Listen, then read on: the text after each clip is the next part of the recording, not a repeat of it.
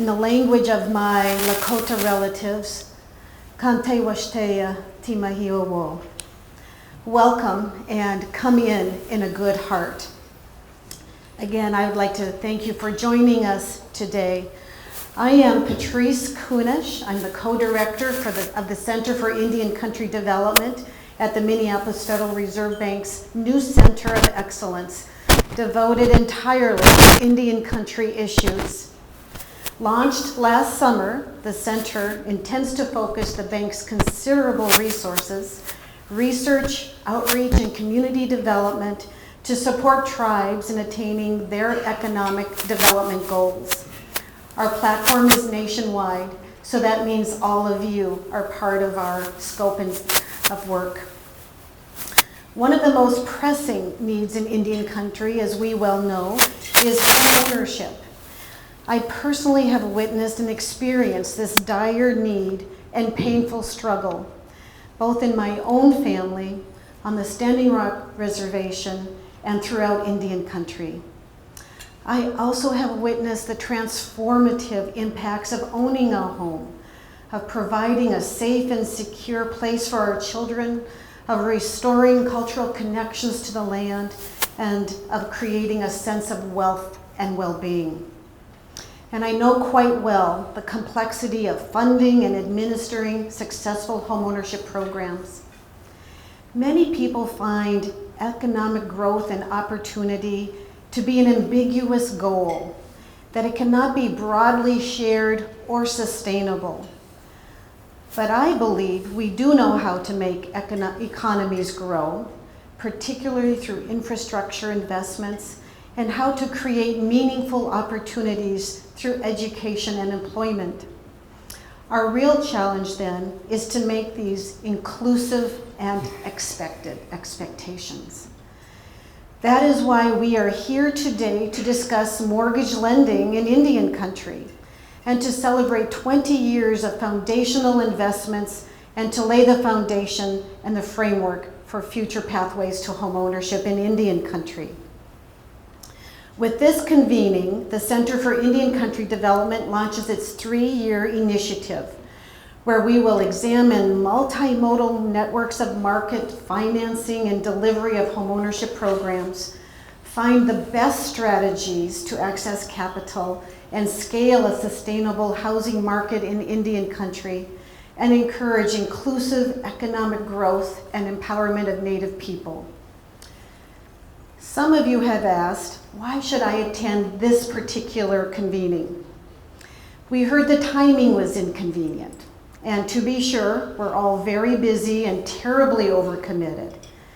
But when the perfect team comes together around an issue of vital importance, there's no time like now to seize the opportunity to put our heads together and lean in hard. Our dream team of homeownership advocates are Steve Barbier of NeighborWorks America, Jim Nordland, the State Director for Alaska of USDA Rural Development, Craig Nolte, my colleague at the San Francisco Federal Reserve Bank, Bob Gochi, a legend in the field of homeownership in Indian country, Joanna Donahoe, a principal in the consulting firm Seven Sisters, and Diana Holshoe, an extraordinary outreach director at the Helena branch of the Federal Reserve Bank of Minneapolis. We also heard that this was a tired issue that already has been thoroughly discussed and covered. It is true that housing in Indian country has been front and center of many meetings at the annual NAIHC conference and regional meetings, such as the recent one in Bismarck with the Great Plains tribes. These conversations, though, tend to focus on traditional tribal programs that provide subsidized rental housing. This convening is different. For the next day and a half, we will examine Indian country through the lens of homeownership, with the goal of envisioning a collaborative framework to enhance Native mortgage industry infrastructure on trust lands. We also heard, well, why me? Each of you have been invited to participate in this inaugural convening of the Center for Indian Country Development because each of you is a solution finder. A solution finder believes that the most powerful ideas often come from the most unexpected places. The hidden genius of your colleagues and the collective brilliance that results from collaboration. For quite some time, the Federal Reserve Bank has seen the incredible power of convenings to create shared dialogue and to spur debates about pathways to impact and to catalyze groundbreaking ideas. Learning from this practice, I seized the opportunity to harness the collective intelligence of thought leaders and change agents such as all of you, and to join us in this quest for homeownership in Indian country. And finally, why is this particularly important? Few of Indian country's financial and institutional challenges are new.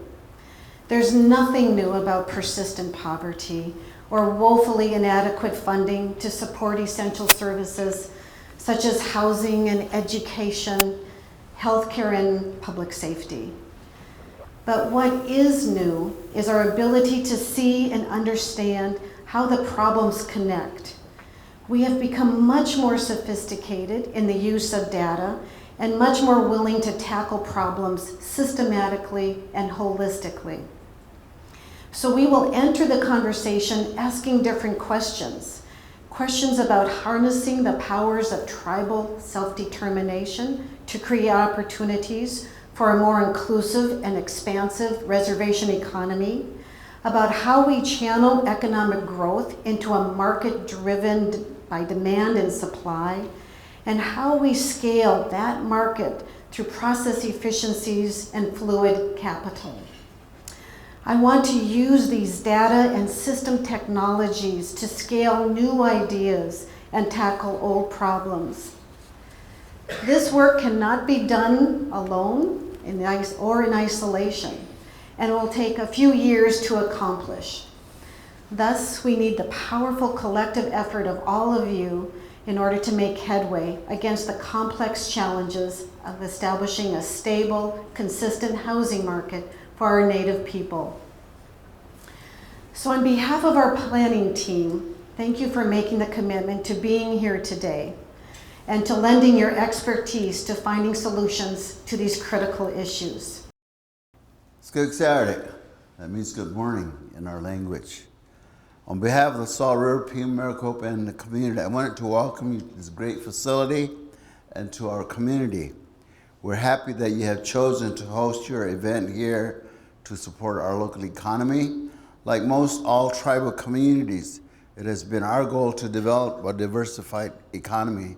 And I'm so proud to say that our current leadership, following in the footsteps of past leaders, continues to chart a course to bring more opportunity for our community.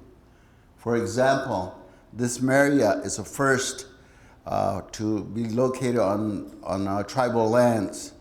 The Salt River Fields, home of the Arizona Diamondbacks and the Colorado Rockies, is the first major league spring training facility to be located on tribal land as well. And Top Golf, just down the road, is the first specialized golf facility to choose to locate on tribal lands. These are just a few examples of what we hope will be many firsts in our community. I think we were to look back to 1879 when this reservation was established, created by a presidential executive order totaling nearly 53,000 acres. We will conclude it was just a small patch of land in a brutal desert landscape. However, as testament to the industriousness of our community people, the Onakmar and Pipash, or as we say, the Pima and Maricopa, we have survived and thrived to be able to be where we're at today. And our way, our hemduck, has always been to be caring and sharing with others. I suppose that's why the hospitality industry is a natural extension of who we are as O'odham. So today we're able to play a vital role in the regional economy here in the Phoenix area and be working partners with many valley cities, Maricopa County, and the state of Arizona. Not only is there a diverse economy, but more than 5,000 people are employed in just the community-owned and operated businesses, with many more employed in the private sector business located on the community. And of course, with jobs and employment come home ownership opportunities. While I am not an expert on mortgage lending, let me share a few statistics about our community. A CDFI was created nearly a decade ago. Over 100 homes financed, extremely low to non-existent foreclosures.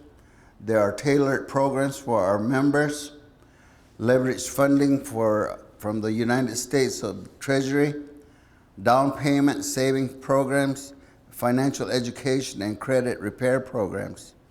While there are many accomplishments given the many challenges that exist to provide mortgages in any country, there's more to be done.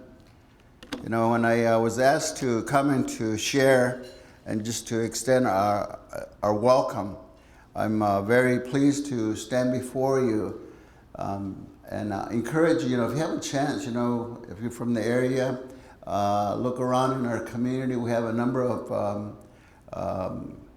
facilities here. As I mentioned, the Salt River Fields. Across from that is the Butterfly Wonderland, and we have a new facility, also the Odyssey. And other places down the road here, we have the first ever car dealership. It's a 10-car dealership that is in process right now and is set to open probably at the end of the year. But again, constantly we're looking at building our tax base. And so we're able to do these kinds of things to open our doors to people that want to come and participate in whatever way through trainings and all of that. So I just really want to welcome you and have a good time while you're here. We'll also have the Talking Stick up north here and the Casino Arizona down south here. So again, welcome to Salt River and God bless you.